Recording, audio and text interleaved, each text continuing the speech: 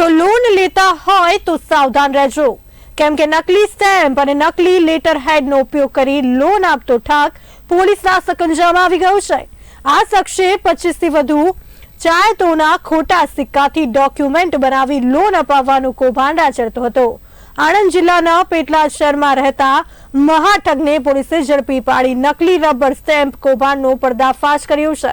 જુઓ અમારા અહેવાલમાં રબર સ્ટેમ્પનો કેવી રીતે કરતો ઉપયોગ અને કોને બનાવતો હતો શિકાર।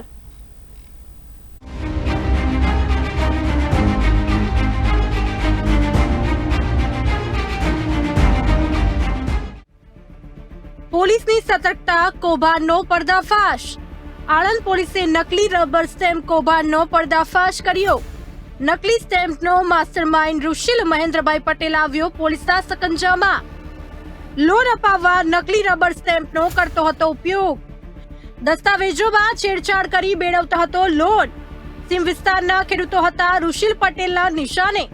ગ્રાહકોને લોન અપાવી મેળવતો હતો ઊંચું વળતર। પોલીસે દરોડા પાડતા જ ઋષિલના ઉડી ગયા હોશ। દરોડા દરમિયાન મળ્યા 25 થી વધુ ગ્રામ પંચાયતોના નામના ખોટા સિક્કા। આણંદ જિલ્લાના પેટલાદ શહેરમાં રહેતો ઋષિલ મહેન્દ્રભાઈ પટેલ નકલી રબર સ્ટેમ્પ બનાવી છેતરપિંડી આચરતા હોવાની બાતમી પોલીસને મળતા જ પોલીસે દરોડા પાડી નકલી રબર સ્ટેમ્પ કૌભાંડનો પર્દાફાશ કર્યો છે। પોલીસે દરોડા દરમિયાન 25 થી વધુ ગ્રામ પંચાયતોના નામના ખોટા સિક્કા સહિત અનેક મુદ્દામાલ ઝડપી પોલીસે કોર્ટમાં રજૂ કરી રિમાન્ડ મેળવવાની તજવીજ હાથ ધરી છે। પેટલાદ ટાઉનમાં સ્વામી સચ્ચિદાનંદ સોસાયટીમાં એક ઋષિલ કુમાર મહેન્દ્રભાઈ પટેલ નામનો વ્યક્તિ છેલ્લા થોડાક સમયથી ગ્રામ પંચાયતોના રબર સ્ટેમ્પ બનાવી અને સીમ વિસ્તારમાં રહેતા ખેડૂતોને નાની નાની ફાઇનાન્સ કંપનીમાંથી લોન અપાવવાનું કામ કરે છે તેવી હકીકત પેટલાદ ટાઉનના અધિકારીઓને હતી।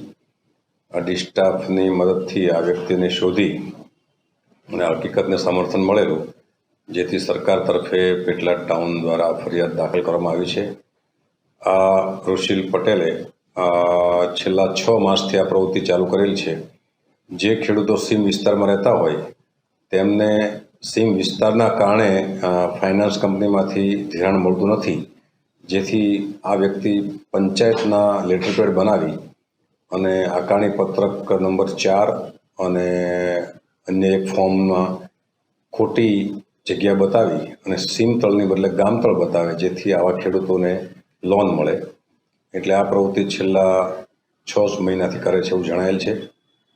તેની પાસેથી સિક્કા પણ પોતે ઘેર જ બનાવતો હતો, સ્ટેમ્પ બનાવવાનું મશીનો, તેના માટેનું પ્લાસ્ટિકનું લિક્વિડ, કોરા transparent papers, laser jet printer છે, લેપટોપ છે વગેરે મળી આવ્યું છે। હાલમાં આરોપીના રિમાન્ડ મેળવી અને કેટલા ખેડૂતોને લોન આપેલી છે, કઈ કઈ ફાઇનાન્સ કંપનીમાંથી આપી છે, એ દિશામાં પોલીસ ઇન્સ્પેક્ટર પેટલાદ ટાઉન તરફથી તપાસ થઈ રહી છે।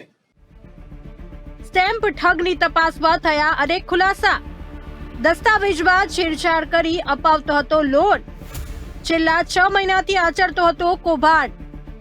ઘરમાં જ વસાવ્યું હતું સિક્કા બનાવવાનું મશીન। સિક્કા પણ જાતે જ બનાવતો હોવાનું તપાસમાં ખુલ્યું। અત્યાર સુધીમાં 35 જેટલા લોકોને ફાઇનાન્સ કંપનીમાંથી લોન આપી હોવાનું સામે આવ્યું। ઋષિલ લોન અપાવી 2500 રૂપિયા સુધીની રકમ પડાવતો। સિક્કા બનાવવાનું મશીન હિતેન ઉર્ફે સીતુ મહેન્દ્ર શાહ પાસેથી ખરીદ્યું હોવાની કરી કબૂલાત। પોલીસે પેટલાદમાં સચ્ચિદાનંદ ટાઉનશીપમાં રહેતો ઋષિલ પટેલને પોલીસે ઝડપી પાડ્યો હતો। શખ્સ દ્વારા જે લોકોને ફાઇનાન્સ કંપનીઓ દ્વારા લોન આપવામાં આવતી ન હોય તેમના નામે પંચાયતના બનાવટી લેટર તૈયાર કરી આપતો હતો। પોલીસે તેના ઘરે રેડ પાડીને તેના ઘરમાંથી અલગ અલગ ગ્રામ પંચાયત અને તલાટી કમ મંત્રીઓના નામના બનાવટી રબર સ્ટેમ્પ કબજે લીધા હતા। અત્યાર સુધીમાં ઋષિલ પટેલે બનાવટી સ્ટેમ્પવાળા દસ્તાવેજને આધારે 35 જેટલા લોકોને ફાઇનાન્સ કંપનીમાંથી લોન અપાવી હતી। જેને તે લોન અપાવતો હતો તેની પાસેથી તે 2500 રૂપિયા પડાવતો હતો।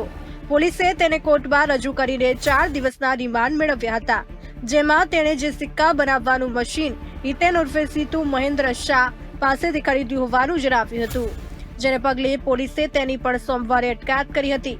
હિતેન ઉર્ફે સીતુએ ડુપ્લિકેટ રબર સ્ટેમ્પ બનાવવાનું મશીન રુશિલ પટેલને વેચ્યા બાદ કોઈપણ જાતના લેટર પેડ વગર ડુપ્લિકેટ રબર સ્ટેમ્પ બનાવવામાં મદદ કરતો હોવાનું ખુલ્યું છે.